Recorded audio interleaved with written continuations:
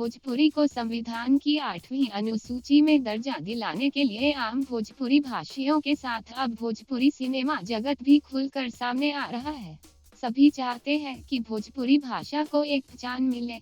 इसे संविधान की 8वीं अनुसूची में दर्ज किया जाए, क्योंकि यह एक ऐसी क्षेत्रीय भाषा है जो सबसे अधिक लोकप्रिय है, लेकिन फिर भी यह भाषा अपनी पहचान अभी तक नहीं पाई है।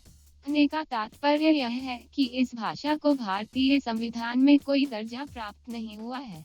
इसीलिए संपूर्ण भोजपुरी भाषी यह निर्णय लिए है कि भोजपुरी को संविधान की 8वीं अनुसूची में दर्जा दिलाने की माननीय प्रधानमंत्री से मांग करते हुए धरना प्रदर्शन करेंगे, जिसकी समर्थन अब भोजपुरी सिने जगत भी कर रहा है। भोजपुरी सिने जगत की सबसे पॉपुलर अभिनेत्री आम्रपाली दुबे ने कहा कि भोजपुरी एक ऐसी क्षेत्रीय भाषा है कि जिसे देश में ही नहीं विदेशों में भी सबसे अधिक बोली जाती है।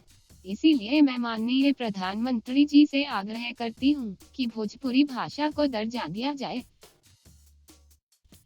भोजपुरी को संविधान की 8वीं अनुसूची में दर्जा दिलाने के लिए आम भोजपुरी भाषियों के साथ अब भोजपुरी सिनेमा जगत भी खुलकर सामने आ रहा है। सभी चाहते हैं कि भोजपुरी भाषा को एक पहचान मिले। इसे संविधान की 8वीं अनुसूची में दर्ज किया जाए, क्योंकि यह एक ऐसी क्षेत्रीय भाषा है जो सबसे अधिक लोकप्रिय है, लेकिन फिर भी यह भाषा अपनी पहचान अभी तक नहीं पाई है। कहने का तात्पर्य यह है कि इस भाषा को भारतीय संविधान में कोई दर्जा प्राप्त नहीं हुआ है।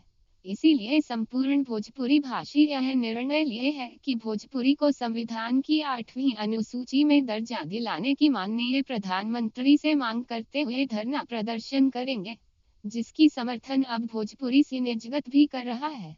भोजपुरी सिने जगत की सबसे पॉपुलर अभिनेत्री आम्रपाली दुबे ने कहा कि भोजपुरी एक ऐसी क्षेत्रीय भाषा है कि जिसे देश में ही नहीं विदेशों में भी सबसे अधिक बोली जाती है। इसीलिए मैं माननीय प्रधानमंत्री जी से आग्रह करती हूँ कि भोजपुरी भाषा को दर्जा दिया जाए।